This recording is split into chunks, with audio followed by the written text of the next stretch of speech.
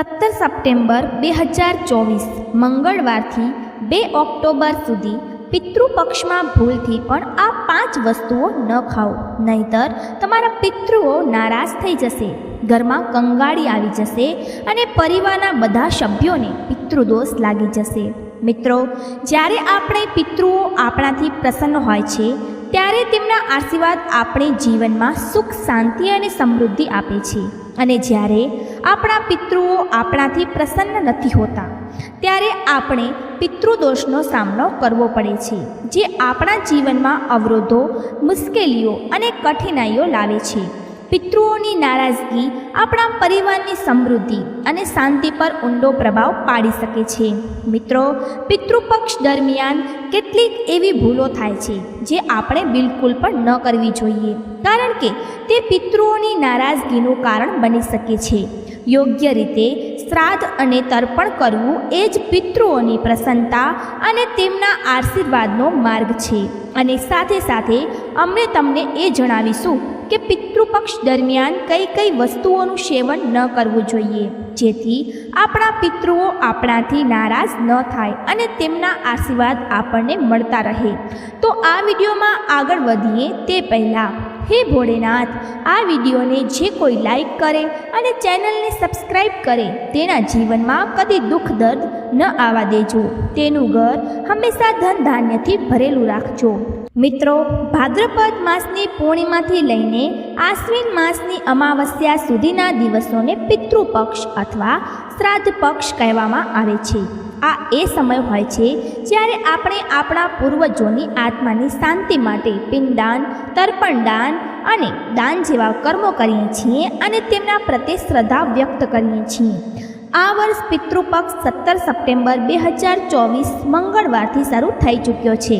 પિતૃપક્ષનું પ્રથમ શ્રાદ્ધ અગસ્ત્ય મુનિજીના નામે કરવામાં આવે છે. દર વર્ષે આ ભાદ્રપદ શુક્લ પૂર્ણિમાથી શરૂ થાય છે અને આ આપણા પૂર્વજો પ્રત્યે સન્માન અને શ્રદ્ધા અર્પણ કરવાનો વિશેષ સમય હોય છે. મિત્રો, આ વખતે ભાદ્રપદ માસની પૂર્ણિમા 17 સપ્ટેમ્બર મંગળવારના દિવસે શરૂ થઈ ચૂક્યો છે અને એ જ દિવસે અગસ્ત્ય મુનિના નામે શ્રાદ્ધ કરવામાં આવે છે. જ્યારે પિતૃપક્ષનું અંતિમ શ્રાદ્ધ આશ્વિન માસની અમાવસ્યા તિથિએ કરવામાં આવશે, જે આ વર્ષે 2 ઓક્ટોબર બુધવારના દિવસે પડશે. આને સર્વપિતૃ અમાવસ્યા અથવા સર્વપિતૃ અમાવસ્યા શ્રાદ્ધના નામે પણ ઓળખવામાં આવે છે. હિન્દુ ધર્મની માન્યતા છે કે વર્ષમાં એકવાર યમરાજ બધી આત્માઓને પૃથ્વી પર મોકલે છે. આ આત્માઓ પોતાના પરિવારજનો પાસેથી તર્પણ ગ્રહણ કરવા માટે ધરતી પર આવે છે. જે વ્યક્તિ પોતાના પિતૃઓનું શ્રાદ્ધ અને તર્પણ નથી કરતો તેના પિતૃઓ તેનાથી નારાજ થઈ જાય છે. આથી પિતૃપક્ષ દરમિયાન તર્પણ અને શ્રાદ્ધ કરવું અત્યંત મહત્વપૂર્ણ માનવામાં આવ્યું છે, જેથી પિતૃઓની આત્માને શાંતિ અને સંતોષ પ્રાપ્ત થઈ શકે. મિત્રો, પિતૃપક્ષ દરમિયાન પિતૃઓનું તર્પણ કરવું અત્યંત આવશ્યક માનવામાં આવ્યું છે. એવું કહેવાય છે કે જ્યારે આપણે શ્રદ્ધાભાવથી આપણા પિતૃઓ માટે તર્પણ કરીએ છીએ તો આનાથી પરિવારના સભ્યો માટે પ્રગતિ અને સમૃદ્ધિના દ્વાર ખુલે છે. સાથે જ પિતૃદોષનું નિવારણ પણ થાય છે. એવું માનવામાં આવે છે કે જે ઘરમાં પિતૃદોષ હોય છે ત્યાં વંશવૃદ્ધિ અટકી જાય છે, ન તો વૃક્ષ છોડ ઉગી શકે છે અને ન તો કોઈ મંગળ કાર્યોમાં સફળતાપૂર્વક પૂર્ણ કરી શકાય છે. આ એક ખૂબ જ ગંભીર દોષ હોય છે, જેનું નિવારણ માત્ર પિતૃઓની કૃપાથી શક્ય છે. બ્રહ્મ વૈવર્ત પુરાણ અનુસાર દેવતાઓને પ્રસન્ન કરતા પહેલા મનુષ્ય પોતાના પિતૃઓ એટલે કે પોતાના પૂર્વજોને સંતુષ્ટ કરવા જોઈએ. જ્યારે આપણા પિતૃઓ પ્રસન્ન હોય છે ત્યારે જ આપણા કાર્યો સફળ થાય છે અને આપણને જીવનમાં ઉન્નતિ પ્રાપ્ત થાય છે. આથી પિતૃપક્ષનો આ સમય ખૂબ જ મહત્વપૂર્ણ છે. આ સમયમાં આપણા પિતૃઓ પ્રત્યે શ્રદ્ધા અને તર્પણ અર્પણ કરવું એ માત્ર આપણી પરંપરા જ નહીં, પરંતુ આપણા જીવનમાં શાંતિ, સમૃદ્ધિ અને સફળતા લાવવાનો માર્ગ પણ છે. મિત્રો, માન્યતા અનુસાર જો કોઈ વ્યક્તિ મૃત વ્યક્તિનું વિધિપૂર્વક શ્રાદ્ધ અને તર્પણ કરવામાં ન આવે તો તેની આત્માથી આ લોકની મુક્તિ મળતી નથી અને તે આત્માના રૂપમાં આ ધરતી પર ભટકતી રહે છે. તેથી પિતૃઓની મુક્તિ માટે પિતૃપક્ષનો સમય ખૂબ જ મહત્વપૂર્ણ માનવામાં આવે છે. આ એ સમય છે જ્યારે આપણે આપણા પૂર્વજોને શ્રદ્ધાથી યાદ કરીએ છીએ અને તેમની આત્માની શાંતિ માટે તર્પણ અને પિંડદાન કરીએ છીએ. પિતૃપક્ષ દરમિયાન દરરોજ તર્પણ કરવું જોઈએ. તર્પણ માટે તમે પાણીમાં દૂધ, ચોખા અને ગંગાજળ મિક્સ કરીને ઉપયોગ કરી શકો છો. આ એક સરળ વિધિ છે જે તમે તમારા ઘરના આંગણામાં અથવા કોઈ પવિત્ર સ્થળે કરી શકો છો. તર્પણની સાથે પિંડદાન પણ અત્યંત મહત્વપૂર્ણ છે. પિંડદાન દરમિયાન પાકેલા ચોખા, દૂધ અને તલને મિક્સ કરીને પિંડ બનાવવામાં આવે છે. પિંડને શરીરનું પ્રતીક માનવામાં આવે છે અને આ પિતૃઓની આત્મા માટે કરવામાં આવતું એક મુખ્ય કર્મ છે. આ દરમિયાન કેટલાક વિશેષ નિયમોનું પાલન કરવું જોઈએ. ઉદાહરણ તરીકે, પિતૃપક્ષના સમયે કોઈ પણ પ્રકારના શુભ કાર્યો કરવામાં આવતા નથી. ખાસ કરીને નવી પૂજા, અનુષ્ઠાન કે માંગલિક કાર્યોથી બચવું જોઈએ. જો કે દેવતાઓની નિત્ય પૂજા અથવા કોઈ વ્રત સંકલ્પ પહેલેથી કરેલું હોય તો તેને ચાલુ રાખી શકાય છે. પરંતુ ધ્યાન રહે, કોઈ પણ નવી પૂજા કે અનુષ્ઠાન આ અવધિમાં કરવું જોઈએ નહીં, કારણ કે આ સમય પિતૃઓ પ્રત્યે સમર્પિત હોય છે. પિતૃપક્ષ દરમિયાન પાન ખાવું, તેલ લગાવવું અને રંગીન ફૂલોનું સાબુ, શેમ્પૂ, અત્તર વાપરવું પણ વર્જિત છે. આ બધી વસ્તુઓનો ઉપયોગ કરવો જોઈએ નહીં, કારણ કે આ વસ્તુઓ અશુદ્ધિનું પ્રતીક માનવામાં આવે છે. આ સમયે શરીર અને મનને શુદ્ધ અને સંયમિત રાખવાનો છે, જેથી પિતૃઓની આત્માને શાંતિ મળી શકે. આ સાથે જ આ દરમિયાન કેટલાક ખાદ્ય પદાર્થોનું સેવન પણ વર્જિત માનવામાં આવે છે, જેમ કે ચણા, મસૂર, રીંગણ, હિંગ, શક્કરિયા, માંસાહાર, લસણ, ડુંગળી અને કાળું મીઠું વાપરવું જોઈએ નહીં. પિતૃપક્ષ દરમિયાન સાત્વિક ભોજનનું સેવન કરવું જોઈએ, જેથી મન અને વાતાવરણ બંને પવિત્ર રહે. આ સમયે ઘરમાં એવું ભોજન બનાવવું જોઈએ જે પવિત્ર અને પૌષ્ટિક હોય છે, કારણ કે આ વાતાવરણને શુદ્ધ રાખે છે અને શ્રાદ્ધ માટે આદર્શ માનવામાં આવે છે. હિન્દુ ધર્મમાં એવું માનવામાં આવે છે કે જ્યારે આપણે પિતૃઓનું શ્રાદ્ધ અને તર્પણ કરીએ છીએ ત્યારે આપણા પિતૃઓ પ્રસન્ન થઈને આપણને આશીર્વાદ આપે છે. શ્રાદ્ધ અને તર્પણના માધ્યમથી આપણે આપણા પિતૃઓની આત્માની શાંતિ અને સંતોષ માટે પ્રાર્થના કરીએ છીએ. આ કર્મ માત્ર પિતૃઓની આત્માને મુક્તિ આપતું નથી, પરંતુ આપણા પરિવારના સભ્યો માટે સુખ, સમૃદ્ધિ અને ઉન્નતિના માર્ગો પણ ખોલે છે. બ્રહ્મવૈવર્ત પુરાણ અનુસાર કોઈ પણ ધાર્મિક કે આધ્યાત્મિક કાર્યમાં સફળતા મેળવવા માટે પહેલાં આપણા પિતૃઓને પ્રસન્ન કરવા આવશ્યક છે. જ્યારે પિતૃઓ સંતુષ્ટ થાય છે ત્યારે જ આપણા કાર્યો સફળ થાય છે. આ જ કારણે પિતૃપક્ષનું મહત્ત્વ ઘણું વધારે છે. આ સમય આપણા પૂર્વજો પ્રત્યે કૃતજ્ઞતા વ્યક્ત કરવાનો અને તેમની આત્માને શાંતિ આપવાનો શ્રેષ્ઠ અવસર હોય છે. તેથી પિતૃપક્ષ દરમિયાન આપણા પિતૃઓનું શ્રાદ્ધ અને તર્પણ કરવાનું ભૂલશો નહીં. આ માત્ર આપણા પિતૃઓને સંતુષ્ટ કરતું નથી, પરંતુ આપણા જીવનમાં પણ સકારાત્મકતા અને સમૃદ્ધિ લાવે છે. આ સમયનું પાલન પૂરી શ્રદ્ધા અને ભક્તિ સાથે કરો, જેથી તમારા જીવનમાં પિતૃઓને આશીર્વાદ હંમેશા રહે. અને મિત્રો, પિતૃપક્ષના આ 16 દિવસમાં કેટલાક મહત્વપૂર્ણ નિયમોનું પાલન કરવું પણ આવશ્યક હોય છે. સૌથી પહેલાં, આ દરમિયાન કોઈ પણ પ્રકારના નશીલા પદાર્થનું સેવન કરવું જોઈએ નહીં. સાથે જ જે વ્યક્તિ શ્રાદ્ધ કરી રહ્યો છે તેણે આ 16 દિવસ સુધી બ્રહ્મચર્યનું પાલન કરવું જોઈએ.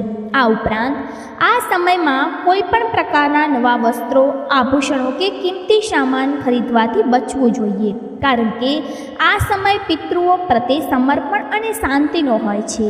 જ્યારે શ્રાદ્ધની તિથિની પસંદગી થઈ જાય છે ત્યારે શ્રાદ્ધ કર્મ વિધિ પૂર્ણ કરવા માટે કોઈ પણ વિદ્વાન પુરોહિતને બોલાવવા જોઈએ. શ્રાદ્ધમાં તર્પણ માટે તલ, જળ, ચોખા, કુશા અને ગંગાજળનો ઉપયોગ અવશ્ય કરવો જોઈએ. પરંતુ પિતૃઓને વિશેષ પ્રસન્ન કરવા માટે સફેદ ફૂલ, અડદ, ગાયનું દૂધ, ઘી, ખીર, સામાન ચોખા, જવ, મગ અને શેરડીમાંથી બનાવેલું ભોજન પણ શ્રાદ્ધમાં અર્પણ કરવું જોઈએ. આ સામગ્રીઓ પિતૃઓને અત્યંત પ્રસન્ન કરે છે અને તેમના આત્માને પણ શાંતિ આપે છે.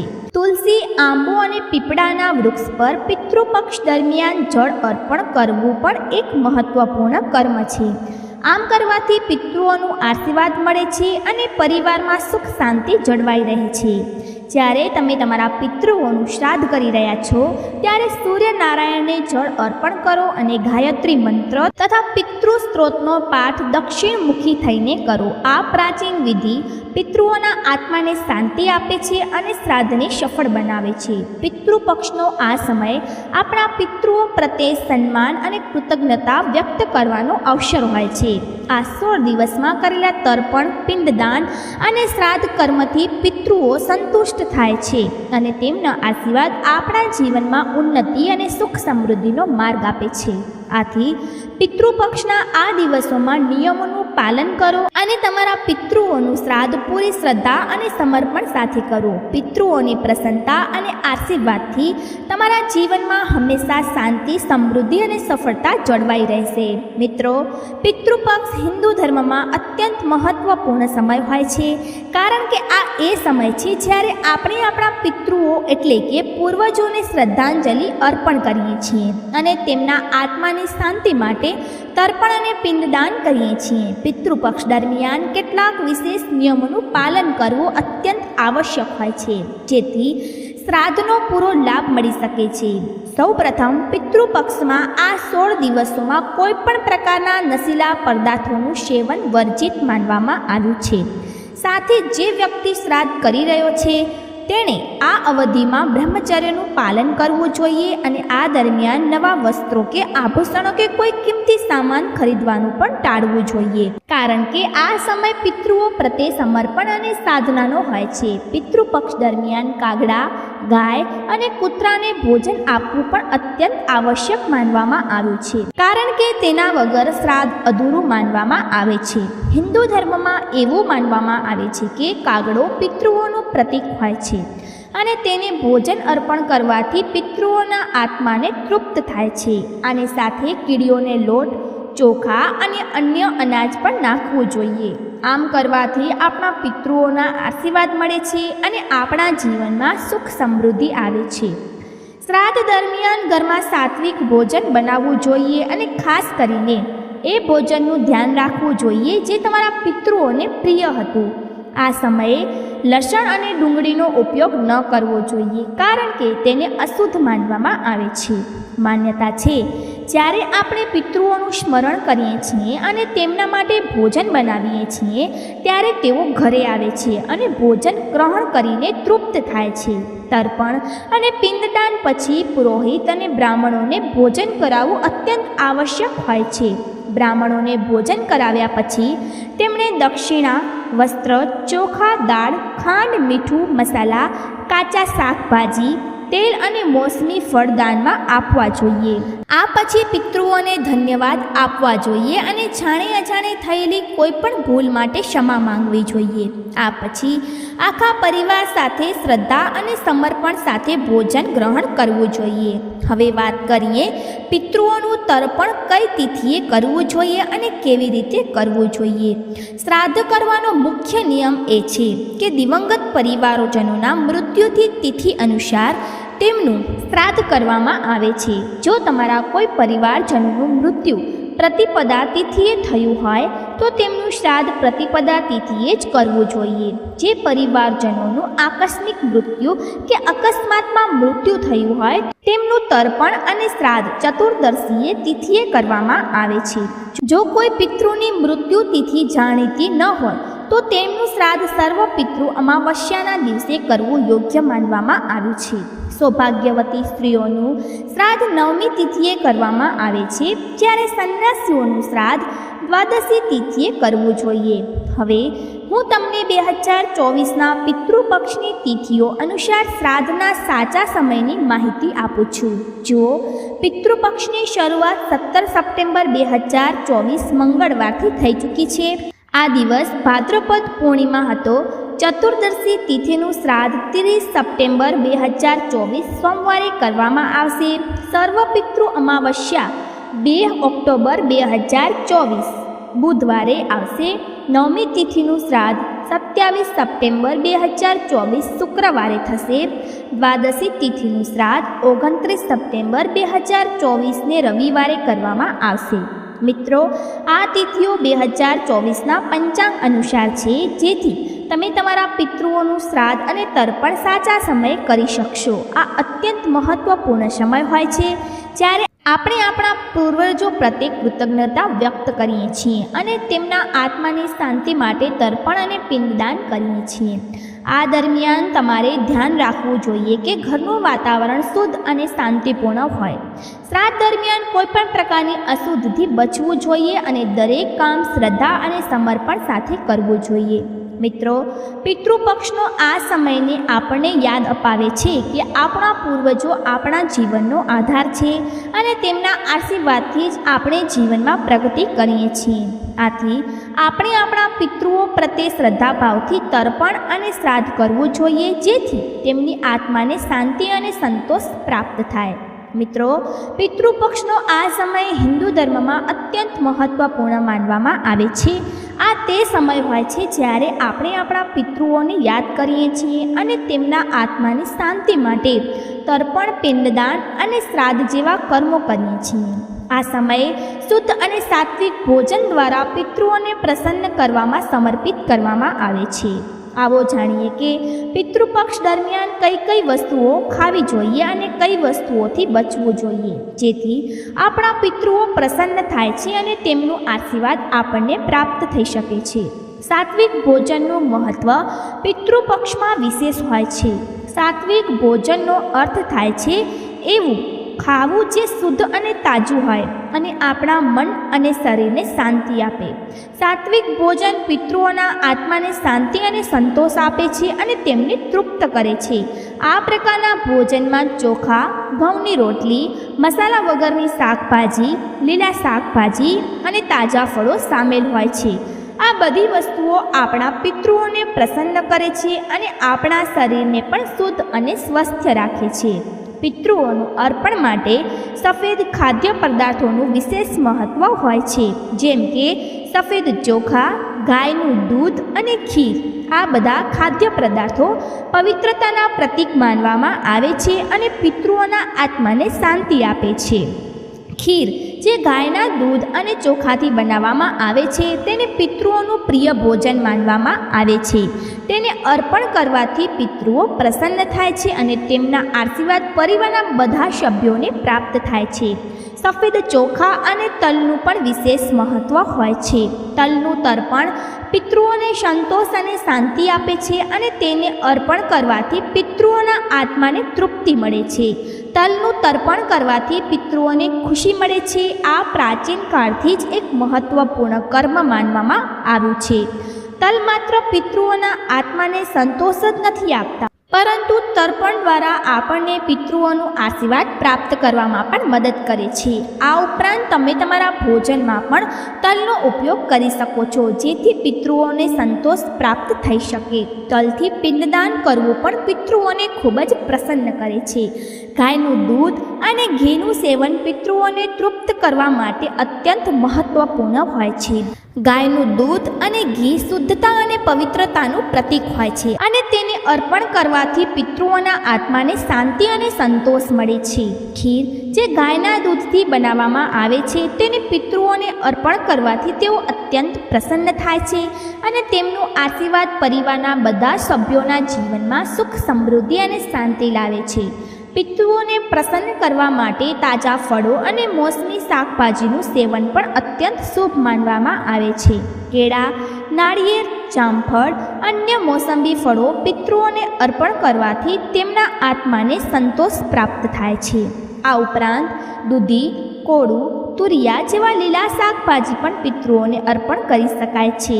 આ શાકભાજીઓ શુદ્ધ અને સાત્વિક માનવામાં આવે છે અને તે પિતૃઓના આત્માને તૃપ્ત કરે છે. પિતૃઓના આત્માની શાંતિ માટે શ્રાદ્ધ, તર્પણ અને પિંડદાન સાથે શુદ્ધ અને સાત્વિક ભોજન અર્પણ કરવું પણ ખૂબ જ જરૂરી હોય છે. મસાલેદાર ભોજન અને તામસિક ખાદ્ય પદાર્થોથી સંપૂર્ણપણે દૂર રહેવું જોઈએ, કારણ કે આનાથી પિતૃઓના આત્માને અશાંતિ મળે છે અને તેમનું આશીર્વાદ પણ પ્રાપ્ત થતું નથી. લસણ, ડુંગળી અને માંસાહારને તામસિક ભોજનની શ્રેણીમાં રાખવામાં આવે છે અને પિતૃઓ માટે અશુદ્ધનું પ્રતીક માનવામાં આવે છે. આથી પિતૃપક્ષ દરમિયાન તામસિક ભોજનનું સેવન બિલકુલ કરવું જોઈએ નહીં.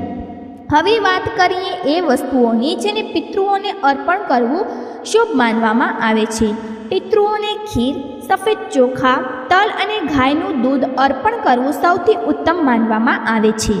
આ બધી વસ્તુઓ પિતૃઓને અત્યંત પ્રિય હોય છે અને તેમને અર્પણ કરવાથી તેમના આત્માને શાંતિ અને સંતોષ મળે છે. આ ઉપરાંત તમે તાજા ફળો જેવા કે કેળા, નાળિયેર, જામફળ વગેરે પણ પિતૃઓને અર્પણ કરી શકો છો. આ ફળો પિતૃઓને અત્યંત પ્રિય હોય છે અને તેમને અર્પણ કરવાથી પિતૃઓ તૃપ્ત થાય છે અને પરિવારને આશીર્વાદ પણ આપે છે. પિતૃપક્ષ દરમિયાન પાન ખાવું અને તેલ લગાવવું પણ વર્જિત હોય છે. એવું માનવામાં આવે છે કે આ વસ્તુઓનો ઉપયોગ પિતૃઓની પ્રસન્નતા માટે યોગ્ય નથી. આ ઉપરાંત સાબુ, શેમ્પૂ, અત્તર અને રંગીન ફૂલોનો પણ ઉપયોગ કરવો જોઈએ નહીં, કારણ કે આ વસ્તુઓને અશુદ્ધનું પ્રતીક માનવામાં આવે છે. આ સમયે આપણે પવિત્રતા અને શુદ્ધતાનું ધ્યાન રાખવું જોઈએ, જેથી પિતૃઓના આત્માને શાંતિ અને સંતોષ પ્રાપ્ત થઈ શકે. પિતૃપક્ષનો આ સમય આપણને શીખવે છે કે આપણે આપણા પિતૃઓ પ્રત્યે શ્રદ્ધા અને કૃતજ્ઞતા વ્યક્ત કરવી જોઈએ અને તેમનો આશીર્વાદ પ્રાપ્ત કરવા માટે શુદ્ધ અને સાત્વિક જીવનશૈલીનું પાલન કરવું જોઈએ. પિતૃઓના આત્માને શાંતિ અને સંતોષ પ્રાપ્ત કરવા માટે તર્પણ અને પિંડદાન સમયે શુદ્ધ અને સાત્વિક ભોજન અર્પણ કરવું અત્યંત મહત્વપૂર્ણ હોય છે. આ દરમિયાન પિતૃઓને ભોગ રૂપે ખીર, સફેદ ચોખા, તલ અને મોસમી ફળો પણ અર્પણ કરવાથી તેમના આત્માને સંતોષ પ્રાપ્ત થાય છે અને તેઓ પ્રસન્ન થઈને પરિવારના બધા સભ્યોને આશીર્વાદ આપે છે. પિતૃપક્ષ દરમિયાન બ્રહ્મચર્યનું પાલન કરવું પણ અત્યંત આવશ્યક માનવામાં આવે છે. આ સમયે કોઈપણ પ્રકારના નશીલા પદાર્થો જેવા કે દારૂ, સિગારેટ વગેરેનું સેવન કરવું જોઈએ નહીં. આ માત્ર આપણા શરીર માટે હાનિકારક નથી, પરંતુ પિતૃઓના આત્મા માટે પણ અશાંતિનું કારણ બને છે. આ ઉપરાંત આ સમયમાં કોઈપણ પ્રકારના શુભ કાર્યો જેવા કે લગ્ન, ગૃહ પ્રવેશ કે નવા વ્યવસાયની શરૂઆત કરવી જોઈએ નહીં, કારણ કે આ સમય પિતૃઓ પ્રત્યે સમર્પણનો હોય છે. પિતૃઓને પ્રસન્ન કરવા માટે જે પણ ભોજન અર્પણ કરવામાં આવે છે તે પૂરી શ્રદ્ધા અને ભક્તિ સાથે અર્પણ કરવું જોઈએ. ભોજન શુદ્ધતાથી બનાવવું જોઈએ અને તેને પવિત્ર ભાવના સાથે પિતૃઓને અર્પણ કરવું જોઈએ. પિતૃઓને ભોગ લગાવ્યા પછી પુરોહિત અને બ્રાહ્મણોને પણ ભોજન કરાવવું જોઈએ અને તેમને પણ દાન આપવું જોઈએ, જેથી પિતૃઓના આત્માને શાંતિ મળી શકે અને તેમનું આશીર્વાદ પ્રાપ્ત થઈ શકે. શ્રાદ્ધ અને તર્પણ પછી બ્રાહ્મણને ભોજનનું પણ વિશેષ મહત્ત્વ હોય છે. બ્રાહ્મણોને ભોજન કરાવવું અને તેમને વસ્ત્રદાન કરવું અત્યંત શુભ માનવામાં આવે છે. દાનમાં તમે તેમને ચોખા, દાળ, ઘી, તેલ, કાચા શાકભાજી, ફળો અને અન્ય વસ્તુઓ પણ આપી શકો છો. આ ઉપરાંત બ્રાહ્મણોને દક્ષિણા પણ અવશ્ય આપવી જોઈએ, જેથી પિતૃઓના આત્માને સંતોષ પ્રાપ્ત થઈ શકે.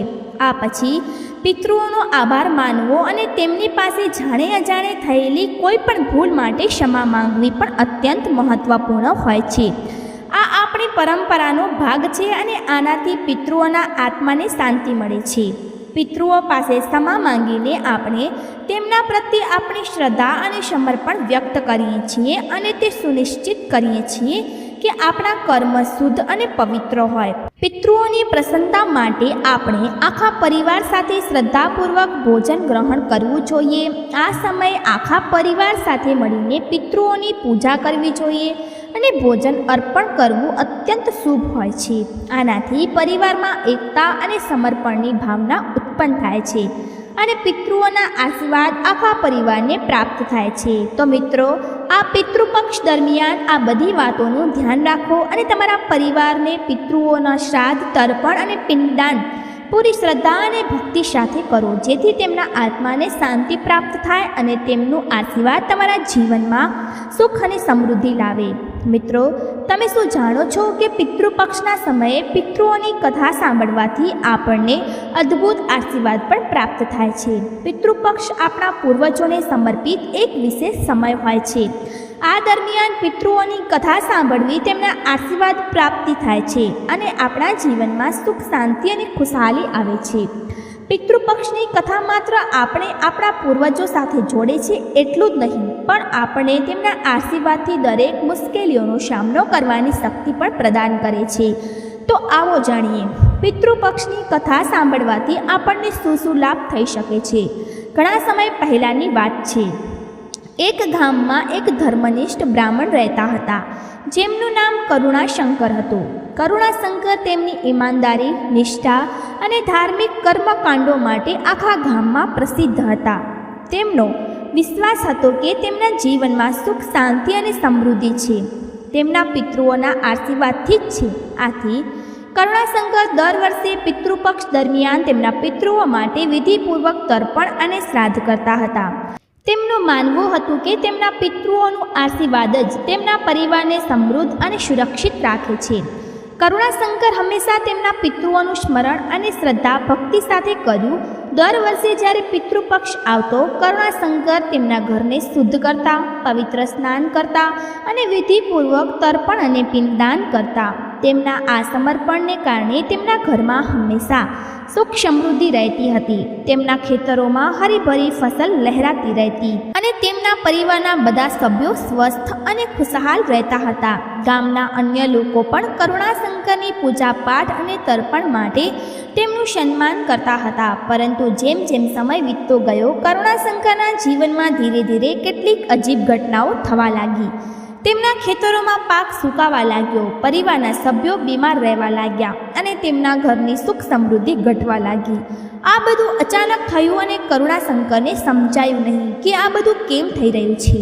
તેઓ નિયમિત રીતે તેમના પિતૃઓનું તર્પણ કરતા હતા અને દર વર્ષે શ્રાદ્ધ વિધિથી બધા ધાર્મિક અનુષ્ઠાનો પણ કરતા હતા. છતાં પણ તેમના જીવનમાં આ બધી વિપત્તિઓનું આવવું તેમના માટે એક કોયડો બની ગયું હતું. કરુણાશંકરને આ સમસ્યાનું સમાધાન મેળવવા માટે ગામના કેટલાક વિદ્વાન બ્રાહ્મણો પાસેથી સલાહ લીધી. તેમણે કરુણાશંકરને કહ્યું કે કદાચ તર્પણ અને શ્રાદ્ધ દરમિયાન કોઈ નિયમોની અવગણના થઈ ગઈ હોય અથવા કોઈ પણ પ્રકારની ભૂલ રહી ગઈ હોય, જેનાથી પિતૃઓ નારાજ થઈ ગયા હતા. આ સાંભળીને કરુણાશંકર ચિંતિત થઈ ગયા. તેમણે તેમની પૂજા વિધિઓને ધ્યાનથી જોઈ, પરંતુ તેમને કોઈ ભૂલ દેખાઈ નહીં. તેમણે હંમેશા પૂરી વિધિ વિધાનથી પિતૃઓનું તર્પણ અને શ્રાદ્ધ કર્યું હતું, પરંતુ તેમની ચિંતાઓ વધતી જતી હતી. હવે તેમના જીવનમાં મુશ્કેલીઓના દ્વાર વધુ ખુલી ગયા હતા. તેમના ખેતરોમાં હવે બિલકુલ પણ પાક થતો ન હતો. પરિવારના સભ્યો બીમારીઓથી ગ્રસ્ત થઈ ગયા હતા અને ઘરની આર્થિક સ્થિતિ પણ ખરાબ થવા લાગી હતી. કરુણાશંકર માટે આ સમય ખૂબ જ મુશ્કેલી ભર્યો થઈ ગયો હતો. તેમણે ઘણીવાર અલગ અલગ ઉપાયો કર્યા, મંત્રોચ્ચાર અને વિશેષ પૂજા અનુષ્ઠાન પણ કરાવ્યા હતા, પરંતુ કોઈ ઉપાય કામ આવ્યો નહીં. એક રાત્રે કરુણાશંકરને એક અદ્ભુત સ્વપ્ન આવ્યું. તે સ્વપ્નમાં તેમણે પોતાના પિતૃઓને જોયા. તેમના પિતૃઓ નારાજ હતા અને તેમને કહી રહ્યા હતા, હે પુત્ર કરુણાશંકર, તમે તમારા તર્પણ અને શ્રાદ્ધમાં તે શ્રદ્ધા અને નિષ્ઠા ગુમાવી દીધી હતી જે પહેલાં હતી. તમે માત્ર કર્મકાંડ કરી રહ્યા છો, પરંતુ તમારું મન અને ધ્યાન હવે તેમાં પૂરી રીતે લાગેલું નથી. આ જ કારણે અમે તૃપ્ત થઈ શકતા નથી અને આ જ કારણ છે તમારા જીવનમાં આ વિપત્તિઓ આવી છે. કરુણાશંકરે સ્વપ્નમાં પોતા પિતૃઓની વાત સાંભળી અને તેઓ ખૂબ જ વ્યથિત થઈ ગયા. તેમણે પિતૃઓને કહ્યું, હે મારા પિતૃઓ, મને ક્ષમા કરો. જો મારાથી કોઈ ભૂલ થઈ ગઈ હોય તો કૃપા કરીને મને માફ કરો અને મને કહો, હું કેવી રીતે તમારી આત્માને શાંતિ આપી શકું. પિતૃઓએ કરુણાશંકરને જવાબ આપ્યો, અમે તમને માફ કરીએ છીએ, પરંતુ આ વખતે પિતૃપક્ષ દરમિયાન તમારે પૂરી વિધિ વિધાન અને પૂરી શ્રદ્ધા સાથે તર્પણ અને શ્રાદ્ધ કરવું પડશે. ધ્યાન રાખો કે જ્યારે તમે તર્પણ અને પિંડદાન કરશો ત્યારે તમારું મન પૂરી રીતે શાંત અને સ્થિર હોય. જ્યારે અમે તૃપ્ત થઈશું ત્યારે જ તમારા જીવનમાં સુખ સમૃદ્ધિ પાછા આવશે. કરુણાશંકરે સ્વપ્નમાં જાગી ગયા અને પોતાના પિતૃઓની વાતોને ઊંડાણથી સમજ્યા અને પછી તેમણે નિશ્ચય કર્યો કે આ વખતે પિતૃપક્ષ દરમિયાન તેઓ પૂરી શ્રદ્ધા અને સમર્પણ સાથે તર્પણ કરશે. પિતૃપક્ષનો સમય નજીક આવ્યો અને કરુણાશંકરે પૂરી વિધિ વિધાન સાથે તર્પણની તૈયારી કરી. તેમણે ઘરને શુદ્ધ કર્યું, પવિત્ર સ્નાન કર્યું અને વિધિપૂર્વક તર્પણ કર્યું. તેમણે તર્પણ સમયે ગાયનું દૂધ, સફેદ ચોખા, તલ અને ખીરનો ભોગ અર્પણ કર્યો. તેમણે પોતાના પિતૃઓ માટે પિંડદાન કર્યું અને બ્રાહ્મણોને ભોજન કરાવ્યું. બ્રાહ્મણોને ભોજન કરાવ્યા પછી તેમણે વસ્ત્ર, અન્ન અને ફળદાન આપ્યા. તેમણે પોતાના પિતૃઓને પ્રાર્થના કરી, હે મારા પિતૃઓ, મેં મારી પૂરી શ્રદ્ધા અને સમર્પણ સાથે તમારું તર્પણ અને શ્રાદ્ધ કર્યું છે. કૃપા કરીને મારા પરિવાર માટે તમારી કૃપા બનાવી રાખો અને અમને સુખ સમૃદ્ધિના આશીર્વાદ આપો. તર્પણ અને શ્રાદ્ધ કર્યાના થોડા દિવસોમાં પછી કરુણાશંકરના જીવનમાં એક અદ્ભુત બદલાવ આવ્યો. તેમના ખેતરોમાં ફરીથી લીલોછમ ફસલો ઉગવા લાગી. તેમના પરિવારના સભ્યો બીમારીમાંથી બહાર આવવા લાગ્યા અને ઘરમાં ખુશહાલી પાછી આવી. કરુણાશંકર સમજી લીધું હતું કે પિતૃઓના આશીર્વાદ જ તેમના જીવનમાં સુખ સમૃદ્ધિ અને શાંતિનું કારણ છે. આ કથાનો મહત્વપૂર્ણ સંદેશ એ છે કે પિતૃઓના આશીર્વાદ આપણા જીવનમાં શાંતિ, સમૃદ્ધિ, સુખ લાવે છે. જ્યારે આપણે પિતૃઓને પૂરી શ્રદ્ધા અને સમર્પણ સાથે યાદ કરીએ છીએ અને તેમનું તર્પણ કરીએ છીએ, ત્યારે તેમની આત્માને શાંતિ મળે છે અને તેઓ પ્રસન્ન થઈને આપણને આશીર્વાદ આપે છે. પિતૃઓના આશીર્વાદ આપણા જીવનની દરેક પ્રકારની વિપત્તિઓથી બચાવે છે અને આપણને સુખમય જીવન આપે છે. આથી આપણે દર વર્ષે પિતૃપક્ષ દરમિયાન આપણા પિતૃઓનું શ્રાદ્ધ અને તર્પણ પૂરી નિષ્ઠા અને શ્રદ્ધા સાથે કરવું જોઈએ, જેથી આપણા જીવનમાં પણ કરુણાશંકરની જેમ સુખ, શાંતિ અને સમૃદ્ધિ જળવાઈ રહે. તર્પણ અને શ્રાદ્ધ કરવા માટે એક આવશ્યક આપણે પૂરી વિધિ વિધાન સાથે આ અનુષ્ઠાન કરીએ છીએ. તર્પણ દરમિયાન ગાયનું દૂધ, સફેદ ચોખા, તલ અને ખીરનો ભોગ અર્પણ કરવો જોઈએ. તર્પણ અને શ્રાદ્ધ સમયે આપણે આપણા મનને પૂરી રીતે શુદ્ધ અને શાંત રાખવું જોઈએ, જેથી પિતૃઓની આત્માને શાંતિ મળી શકે અને તેઓ આપણને આશીર્વાદ આપી શકે. અને સાથે જ બ્રાહ્મણોને પણ ભોજન કરાવવું અને તેમને દક્ષિણા અને વસ્ત્રદાન પણ આપવું પણ અત્યંત મહત્વપૂર્ણ હોય છે, કારણ કે આનાથી પિતૃઓની આત્માને સંતોષ મળે છે. આ કથામાંથી આપણને એ શીખવા મળે છે કે પિતૃપક્ષ દરમિયાન તર્પણ અને શ્રાદ્ધ માત્ર એક ધાર્મિક કર્મકાંડ નથી, પરંતુ તે આપણા જીવનને પિતૃઓના આશીર્વાદથી સમૃદ્ધ અને સુખમય બનાવવાનું એક મહત્વપૂર્ણ સાધન છે. જ્યારે આપણે આપણા પિતૃઓને યાદ કરીએ છીએ અને તેમનું તર્પણ કરીએ છીએ, ત્યારે તેઓ પ્રસન્ન થાય છે અને તેમના આશીર્વાદથી આપણા જીવનમાં સુખ, શાંતિ અને સમૃદ્ધિ આવે છે. તો મિત્રો, આ વિડીયોમાં બસ આટલું જ. અમે મળીશું ફરી એક નવી અને ખાસ માહિતી સાથે. તો આ વિડીયોને લાઈક કરી અને ચેનલને સબસ્ક્રાઈબ જરૂરથી કરી લેજો, કારણ કે અમે તમારા માટે દિવસ રાત મહેનત કરીએ છીએ અને તમારા માટે સારી સારી માહિતી લાવતા રહીએ છીએ. તો મિત્રો, આ એ માહિતી હતી જે તમારે હંમેશા ધ્યાનમાં રાખવી જોઈએ. આ ખૂબ જ મહત્વપૂર્ણ માહિતી છે. કમેન્ટ બોક્સમાં હર હર મહાદેવ અવશ્ય લખી દેજો. મિત્રો, જો જાણતા અજાણતા અમારાથી કોઈ ભૂલ થઈ જાય અથવા અમારા કારણે તમને કોઈ તકલીફ થાય અથવા અમારાથી કોઈ ખોટા શબ્દ નીકળી જાય, તો તેના માટે અમને ક્ષમા કરજો. અમે તમને હાથ જોડીને વિનંતી કરીએ છીએ. જો તમે હજુ સુધી વિડીયોને લાઈક નથી કર્યો, તો વિડીયોને લાઈક કરી અને ચેનલને સબસ્ક્રાઈબ જરૂરથી કરી લેજો અને પાસેની બેલ આઇકોનને જરૂરથી દબાવી દેજો, જેથી આવનારી વિડીયોનું નોટિફિકેશન તમારી પાસે પહોંચી શકે, જેના કારણે તમે કોઈ પણ મહત્વપૂર્ણ માહિતીથી વંચિત ન રહી શકો. અને આને તમારા મિત્રો સાથે પણ જરૂરથી શેર કરી દેજો, જેથી તેમને પણ આ માહિતીનો પૂરો લાભ મળી શકે.